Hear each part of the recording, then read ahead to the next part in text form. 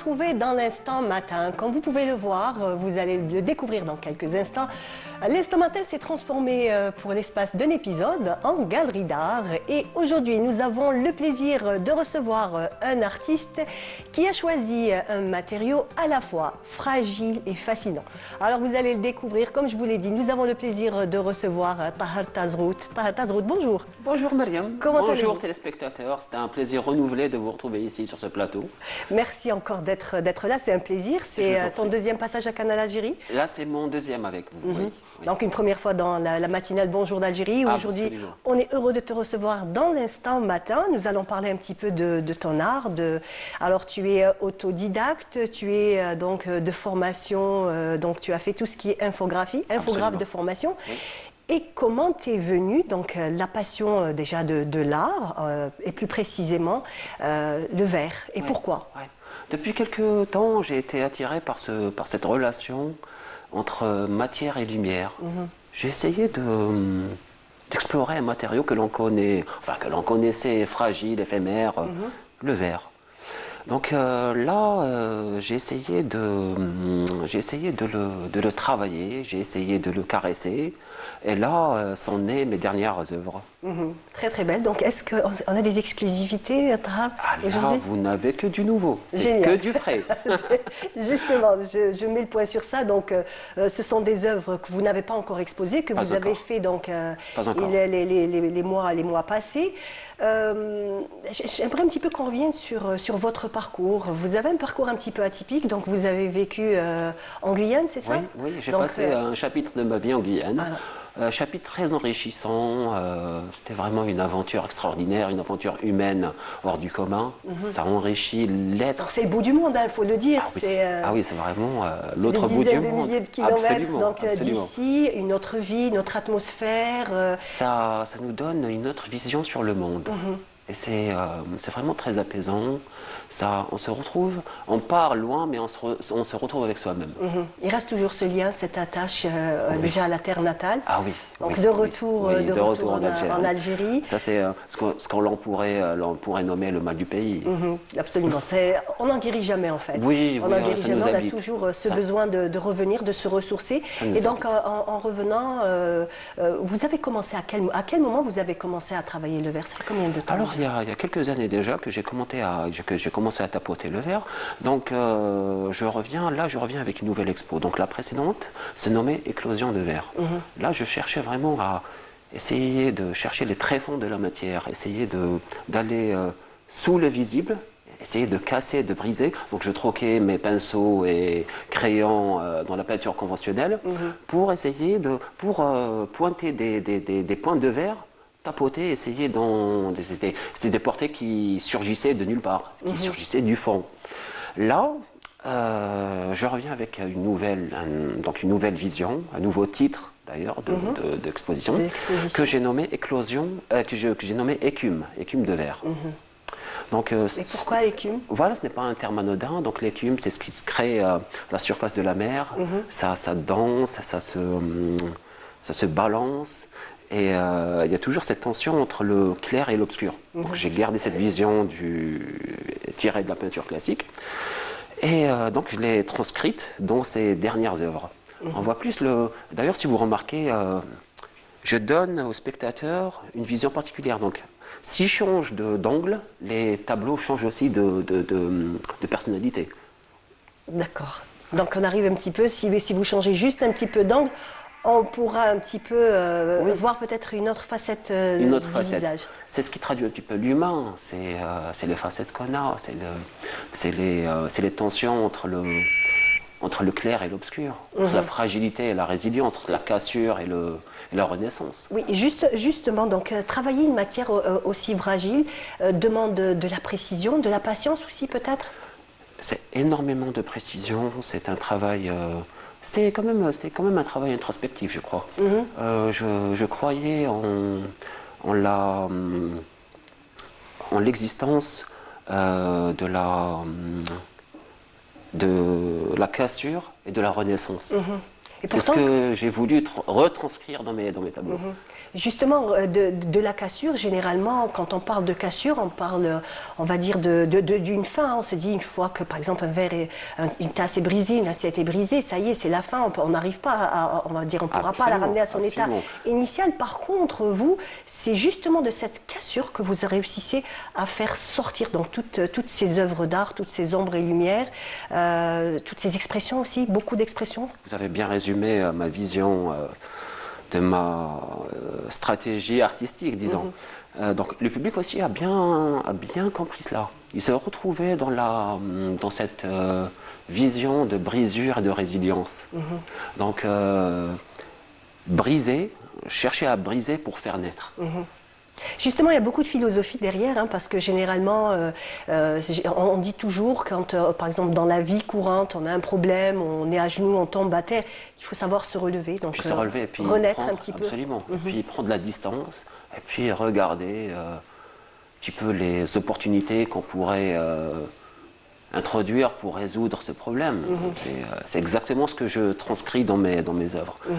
Donc beaucoup de profils, beaucoup de visages, d'expressions. Oui. C'est un petit peu, c'est des visages qui m'ont touché. Je trouvais que je dessinais non pas que des visages, mais un petit peu l'âme de ces personnages et des émotions qui surgissaient, des émotions que lors de ma précédente exposition, donc c'était Éclosion, on en retrouvait des visages nostalgiques, des visages des personnages connus. Connus, oui, des visages qui ont bercé. Il y avait entre autres donc, les Mirabel Kader, c'est ça? Essiaram. Il y avait Rouiched aussi, oui. Un personnage qui a bercé notre enfance. Donc c'est un petit peu un retour vers la nostalgie. Et en même temps, ce qui est magnifique, ce qui est passionnant, c'est que à travers donc, ces petites brisures, des fois, il n'y a pas trop de détails, mais on arrive rapidement à retrouver le personnage. C'est dire comment vous réussissez un petit peu à prendre, on va dire, les détails qui font le visage. Pour expliquer la méthode aux téléspectateurs, là, ça ressemble à de la photo, mais voilà, il faut bien préciser cela. C'est que des points, c'est des multitudes de points, c'est des millions de points qui créent l'image. Donc c'est des pointes de verre. Donc comme évoqué, écume. Donc je traverse, je navigue sur la matière. Voilà, donc les téléspectateurs, pendant que vous êtes en train d'expliquer, Tahar, les téléspectateurs admirent vos œuvres. On va un petit peu parler technique. Quel est le matériel nécessaire pour pouvoir travailler le verre? Alors, j'ai adopté la même exigence, la même rigueur qu'avec ma précédente exposition Éclosion. Mais là, je dirais même que c'était pas plus difficile, mais plus exigeant. Je veux dire que je me retrouve, d'ailleurs j'ai abordé les grands formats, chose que je n'avais pas faite lors de ma précédente exposition. Donc l'ancienne exposition, c'était plutôt vous avez commencé sur des petits formats? Sur des petits formats, voilà. Une exposition qui s'était tenue en novembre 2023. Et là d'ailleurs j'invite les téléspectateurs donc, à une prochaine exposition. Je ne pourrais pas vous donner la date, c'est soit en décembre, soit en janvier 26. Donc, je vous l'annoncerai. Et j'espère que vous soyez nombreux. C'est clair. On l'annoncera aussi dans la matinale, c'est absolument. Sûr. Donc, en parlant des grands formats, je me retrouve à une surface immense. Donc, je me retrouvais à un océan de matière. Donc ça, c'est quand vous vous êtes attaqué au grand format? Au grand format, oui. Ma technique était tellement précise, tellement minutieuse, que lorsque la première fois j'ai vu l'étendue du tableau, je me suis dit... Ça vous a fait un peu peur? C'est de la peur et de l'enthousiasme en même temps. En même temps, parce que j'avais une petite vision de ce qu'allait donner l'œuvre. Et j'étais impatient de voir l'œuvre finie. D'accord, donc vous-même étiez impatient de le voir fini. Oui. À la différence donc d'autres techniques, de la peinture et tout, qui laisse à l'artiste du recul, on peut se reprendre, on peut mettre une couleur sur une autre. On va dire c'est un matériau qui ne vous donne pas ce recul, n'est-ce pas? On n'a pas droit à l'erreur. On n'a pas droit à l'erreur. Ah non. Sur cette technique, on dit souvent aussi que l'aquarelle a cette particularité. Oui, de ne pas pouvoir vraiment rattraper ce qu'on fait, contrairement à la peinture à l'huile. Là, c'est encore plus parlant. vous ratez votre œuvre. Mais ça nous donne aussi l'occasion de bien se concentrer sur ce qu'on fait. C'est aussi une symbolique de la vie. Absolument. Donc restez concentré, restez toujours. Tout à l'heure, je vous avais posé la question. Ça fait combien d'années que vous vous êtes mis au verre? Là, ça va faire. Je rentre dans ma quatrième année. Et puis ça évolue. On est passé de éclosion de verre à écume. Là, écume, c'est plus une technique où l'on caresse la matière, vraiment où le regard se fige sur la surface du verre. Le verre est-ce qu'il y a une couleur de prédilection? Est-ce qu'on peut changer, la couleur ou la teinte du verre? Alors, l'on peut changer la couleur du verre, mais toujours dans des tons très sombres. Je fais toujours ça. Je rentre toujours dans la dualité entre le clair et l'obscur. Donc vraiment, cette dualité en même temps qui crée la beauté. L'on peut retrouver de la couleur même dans le bicolore. D'accord. Donc en fait, c'est ces espèces de nuances que vous cherchez à mettre en lumière? Absolument. C'est ça. C'est cette dualité entre lumière et ombre. Ça crée vraiment une tension extraordinaire. Et puis le public était... Justement, en parlant du public, comment a réagi le public quand il a découvert pour la première fois votre exposition? J'ai vraiment été surpris de la réaction du public. Il a tout de suite compris que c'était...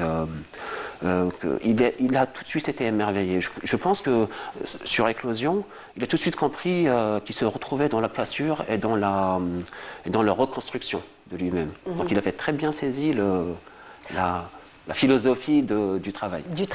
En même temps, il faut dire que c'est un art qui est assez rare. Hein. J'imagine que vous n'êtes pas nombreux déjà en Algérie, même aussi, on va dire, sur la scène internationale. Ce n'est pas une technique ou c'est pas quelque chose que l'on retrouve aussi souvent que la peinture. C'est une technique extrêmement exigeante. Ça demande beaucoup de rigueur. Et puis, on n'est pas nombreux. Là, je n'ai retrouvé enfin, du moins sur Alger, je n'ai retrouvé aucun artiste qui faisait cela. Et à l'international, il y a certains artistes qui... Oui, sur l'international, il y avait un certain monsieur Berger qui faisait un petit peu la technique que j'avais adoptée sur Éclosion. Et bon, à la différence que moi, je l'avais un petit peu adapté à notre sauce. Donc, ça avait donné le résultat. Il fallait beaucoup de travail, beaucoup de rigueur. Et je suis un petit peu content d'avoir réussi ce que je voulais. J'imagine. Vos sources d'inspiration? Alors, source d'inspiration, beaucoup d'humains. Le monde de l'humain est extraordinaire. C'est une dualité incroyable. C'est le bon et le mauvais, c'est l'honnêteté, l'hypocrisie, c'est vraiment des choses... Et puis, passionné par la mer. Justement, on va revenir. On va parler de la mer parce que je crois que votre plus grande source d'inspiration est la mer. Juste après le jingle et on revient.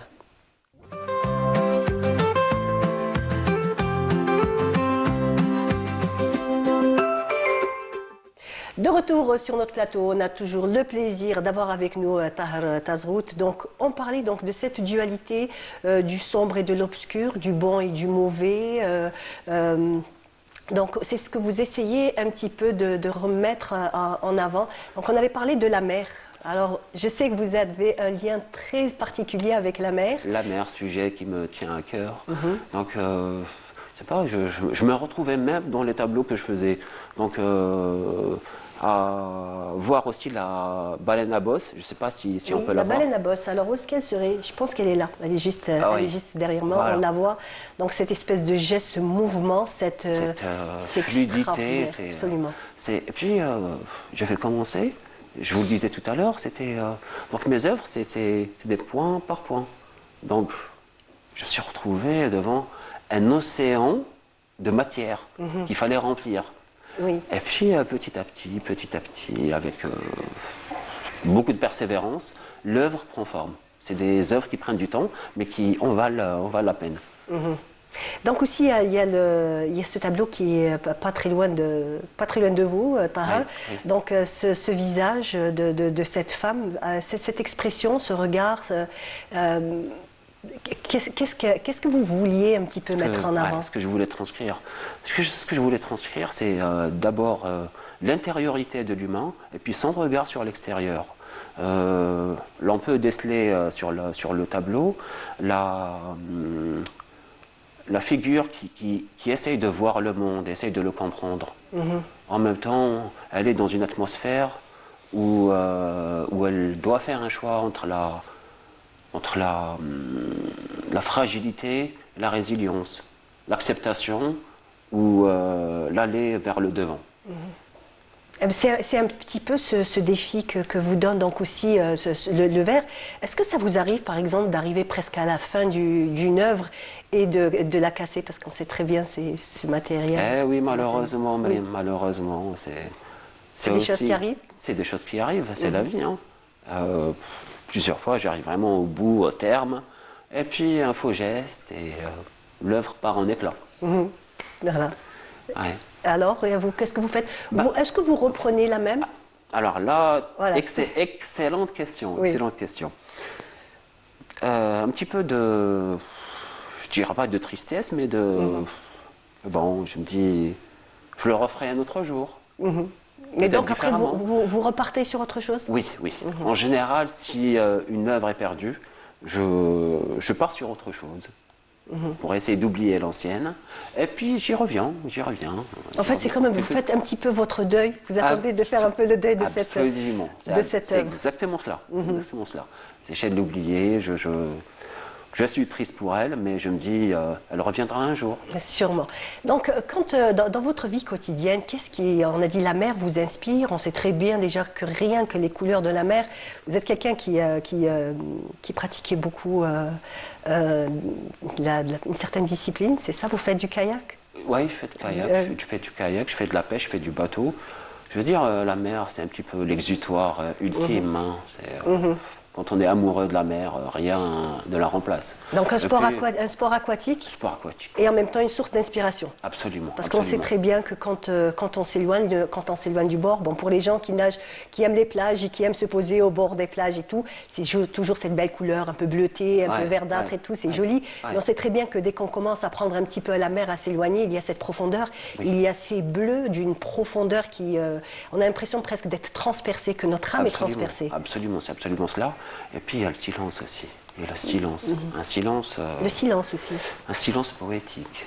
Vraiment, on n'a plus le brouhaha de la plage. On a le silence qui parle. D'accord. Donc une petite coupure un petit peu loin du monde, loin du. Oui. Et puis. Et vous joignez l'utile à l'agréable. À l'agréable. Et puis après mes sessions, je retrouve l'humain, ce qui est l'humain. Donc beaucoup de tableaux représentent l'humain.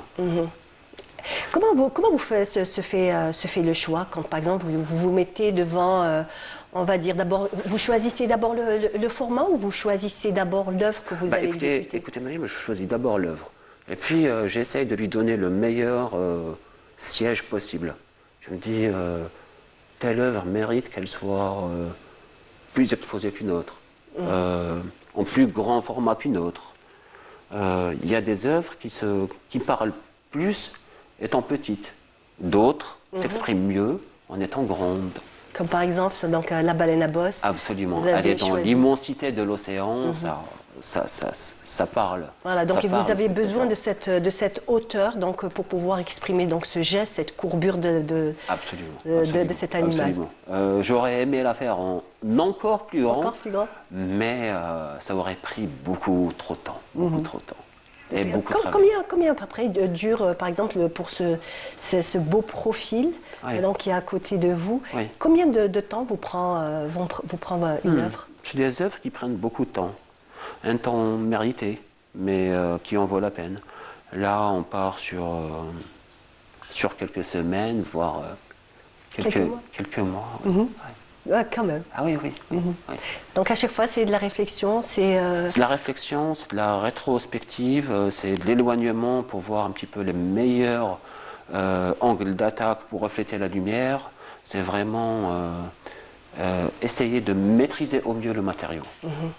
Donc j'imagine que chaque point est réfléchi. Ah oui. chaque point. Et on Ah sait oui. qu'il y a des... Ah oui. Là, comme Là, ça, c'est, on peut compter... Il y a des milliers de points. Oui, oui. Donc, avant d'exécuter chaque point, il faut aussi une Oui, oui, oui. réflexion. Ah oui, une réflexion. Quel angle va prendre ce point? Est-ce que je ferais mieux de plus traverser la matière ou est-ce que j'effleure? Est-ce que je suis de l'écume de la surface? Donc tout ça, c'est la réflexion. En même temps, je n'ai jamais été attiré par la facilité. Donc c'est Justement. un petit peu mon défaut. Non, si vous travaillez vert, c'est clair que vous et la facilité, ça ne Ah doit oui. pas faire bon ménage. Oui, oui, oui. Dites-moi, au niveau de votre famille, comment votre entourage voit Alors, cet art? alors je vous dis, c'est la première personne qui m'a encouragé, c'est ma mère. Et prenant la vision de ma mère, souvent on a tendance à se dire que bon, la mère a une profonde affection envers son fils. Elle se dit que c'est beau. Mais bon, j'ai toujours été artiste. Elle me disait souvent, j'ai commencé à peindre avant même de savoir parler. D'accord. Ça, c'est quelque chose qui m'avait vraiment marqué. Ensuite, il y a mes tantes. D'ailleurs, j'en ai offert quelques-uns aux tantes. Et puis là, je suis vraiment navré aux téléspectateurs de présenter ça. Ce n'est pas encore encadré.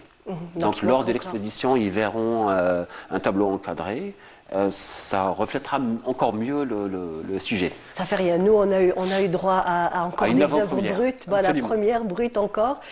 Déjà rien que l'exclusivité, franchement, ça nous fait énormément plaisir. Plaisir partagé, Maëlle. Donc, quand vous êtes dans d'autres expositions, d'autres artistes, pas systématiquement dans le même, on va dire dans le même registre, quel est votre un petit peu on va dire votre façon d'aborder ces artistes ou alors leur art? Comment vous percevez leur art? Moi, je considère que l'art, avant même d'être une relation avec la matière, est aussi une question de partage, de relation, d'émotion.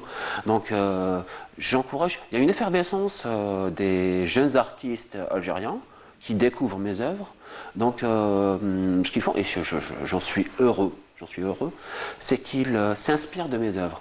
Ils s'inspirent ne serait-ce que du noir et blanc, de cette tension entre le noir et blanc, pour faire des aménagements à leur convenance en couleur.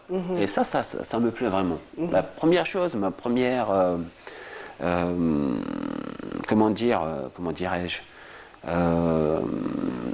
ce que je veux transmettre, c'est ce partage entre artistes. C'est cette collaboration entre des tableaux, des œuvres et des créations. Tout cela, j'apporte ma pierre, plutôt mon verre à l'édifice. Voilà, votre verre à l'édifice. Alors, des projets, des œuvres peut-être bien précises, peut-être en relation avec tout ce qui est patrimoine algérien, peut-être culture algérienne? Alors, vous faites bien de me poser la question. Donc, j'aborde aussi, toujours dans la vision écume de verre. Donc c'est les premières œuvres, j'en ai présenté quelques-unes, d'autres seront présentées. Donc un petit peu patrimoine algérien, paysage, personnalité algérienne. Donc voilà ce que le public devrait découvrir d'ici quelques mois. Est-ce que certaines de vos œuvres sont dans des endroits bien précis? Oui. Alors, c'était lors de ma précédente exposition, Éclosion. Donc, j'ai des œuvres exposées au Palais de la Culture. J'en ai offert quelques-unes. Beaucoup se sont retrouvées en France. Quelques-unes ici aussi. Le public algérien a été séduit par cette nouvelle vision de l'art. C'est des tableaux qu'on ne voit pas nulle part. C'est des œuvres particulier. uniques, ouais, qui se marient vraiment avec merveille avec un thème moderne. C'est vrai, effectivement. C'est vrai que dès qu'on voit vos œuvres, on pense tout de suite. On sait très bien où on va le mettre et quels sont, on va dire, les objets ou dans quel milieu on va mettre vos œuvres. Absolument. C'est quelque chose c'est quelque chose qui parle. Effectivement. Ouais. Donc franchement, c'est vraiment des œuvres qui parlent, on va dire, à votre place, hein, sans être là quand on voit vos œuvres, on vous imagine un petit peu à travers. Merci. En tout cas, merci beaucoup. Merci, Mariam. C'était un plaisir de vous recevoir. C'est un plaisir partagé. En tout cas, vraiment bonne continuation. Franchement, Et je vous c'est remercie. absolument magnifique, merveilleux. Donc vos œuvres sont sublimes. Bonne continuation. Et j'espère qu'on vous recevra pour la prochaine exposition. Et en temps voulu, on donnera donc les dates et le lieu aux téléspectateurs. Entendu, entendu. Ouais. Chers téléspectateurs, vous serez invités. Très bien, merci encore. Merci, Mariam. Voilà, on arrive à la fin de notre émission. C'était un plaisir donc de recevoir notre artiste Tahar Tazrout. En tout cas, moi, ça a été un plaisir de vous accompagner. L'émission a été préparée par Mariam Akek et un grand merci à toute l'équipe du Studio 7. Je vous dis, restez sur les programmes.